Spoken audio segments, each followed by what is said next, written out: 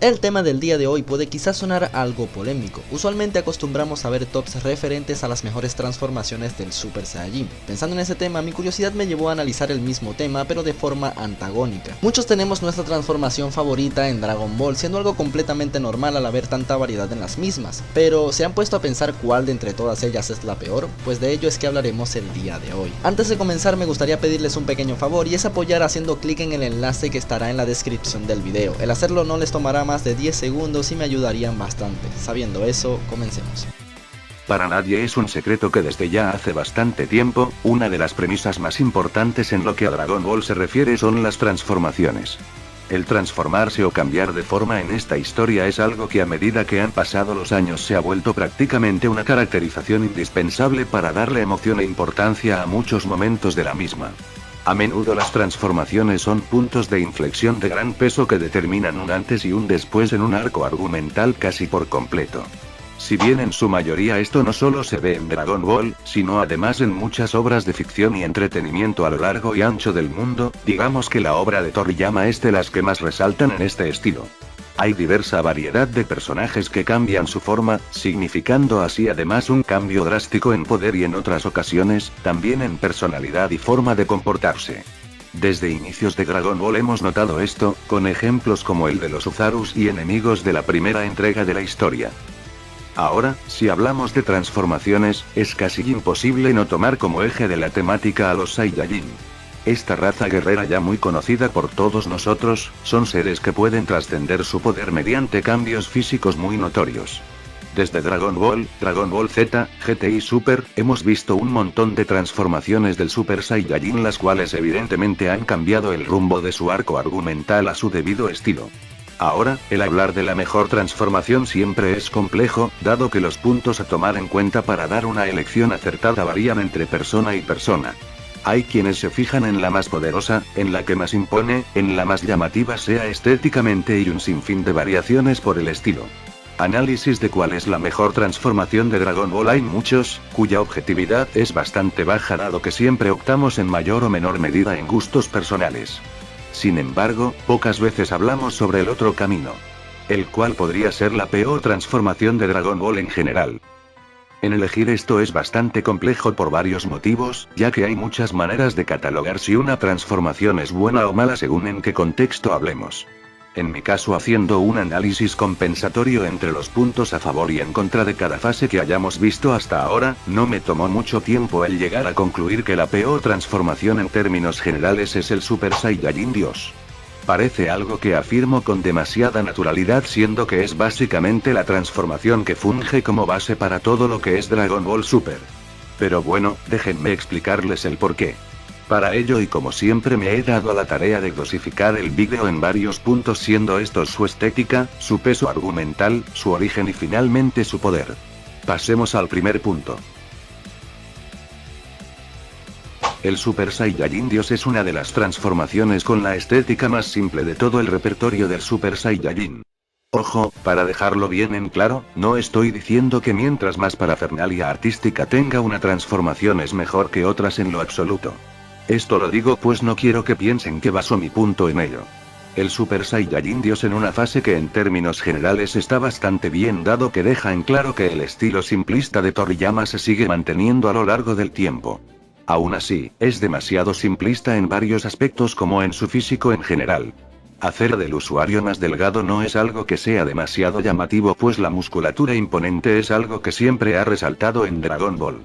Personalmente me gusta bastante su paleta de colores, pero en cuanto a ello me parece incluso que el blue está por encima, y eso que sería para mí la siguiente fase más floja estéticamente. El Super Saiyajin Dios no es mala fase en cuanto a estética y quiero que lo tengan en cuenta, solo que en este apartado, entre todas las que conocemos, en la menos icónica. Sabiendo eso, pasemos al siguiente punto. Como dije, el Super Saiyajin Dios ha sido la base argumental en la que se ha construido hasta el momento toda la historia de Dragon Ball Super. Aunque muchos piensen que eso sea más que suficiente para hacerla una fase icónica y de mucha importancia, es prácticamente todo lo contrario. Sí, es importante para el desarrollo de Super, ya que cada fase del Super Saiyajin en versión divina se debe a la fase Dios. pero la existencia de la misma ha hecho de la escala de poder algo casi inentendible a simple vista. En el manga se explica muy bien cómo funciona esta fase, y además muchos detalles que de por sí no se ven en el anime. Pero no creo que haga falta recordar que esta transformación debutó en una película de 2013, donde su poder era tan disparatado, que recibió varios nerfeos a lo largo de Super para hacerlo más lógico. De hecho, actualmente es una transformación inutilizable en la mayoría de escenarios, dado que es demasiado para enemigos comunes, y muy poco para villanos como los que hemos visto en la actualidad de Super. Es como si quisieran ocultar su existencia muy sutilmente con el pasar del tiempo. Y para entender mejor eso, veamos el siguiente punto. Para mí el punto que más le juega en contra a esta fase de lejos es su origen. El Super Saiyajin Dios es una de las transformaciones con la inclusión más forzada no solo de Dragon Ball, sino de cuanta obra literaria o ilustrada exista. Tanto el concepto de esta fase como la forma de conseguirse afectó en gran medida el significado e importancia de la leyenda del Super Saiyajin, devaluándola por segunda vez. Ahora lo que significaba el Super Saiyajin de la leyenda resultaba ser el verdadero Super Saiyajin Dios, cuya esencia vagaba por el universo buscando un Saiyajin de corazón puro que fuese meritorio de usar su poder. Para ello se necesita que 5 Super Saiyajin de corazón puro, algo imposible para la época por lo egoísta que era la raza, le dieran energía a otro Super Saiyajin. Es un origen super genérico que resultó además muy forzado, ya que hablamos de una fase capaz de ascender a un nivel divino dejando atrás a prácticamente todos los enemigos de Z incluso peleando juntos. El concepto del Super Saiyajin Dios y del poder divino como tal es algo muy interesante, a lo que debieron dedicarle mucho más que solo una película en donde solo los 20 minutos finales son dedicados a dicha fase. En su momento se creía que el anime le daría más trasfondo e importancia, pero resultó ser lo mismo pero con más relleno. Si vemos en general, el Super Saiyajin Dios no tiene nada que hacer contra orígenes tan bien desarrollados como el de las primeras fases del Super Saiyajin, del Blue, que sí tuvo un entrenamiento siendo conseguido mediante el mismo, del Ultra y Mega Instinto, las cuales son doctrinas y técnicas muy bien planteadas en las cuales se han centrado desde el día 1 de su entrenamiento con Whis, aunque sea de manera indirecta, e incluso que la del Super Saiyajin 4, que tampoco es que tenga un gran origen. Y ya con esto, al punto más llamativo. El poder de la fase Dios es muy curioso, ya que él mismo lo hace, como lo dije, prácticamente inutilizable. Es demasiado para usarse contra enemigos terrenales, por lo que para ello se usan las fases originales o bien ahora, las doctrinas de manera pasiva, y muy poco para enemigos élite como Black, Jiren, Moro y enemigos actuales. Es una fase que ha ido perdiendo protagonismo muy rápido, y que en ocasiones se usa por motivos estéticos o como transición para pasar de fase convencionales a fases divinas. Sí, es muy poderosa, y capaz de volar si se lo propone sistemas solares y hemisferios galácticos con su poder.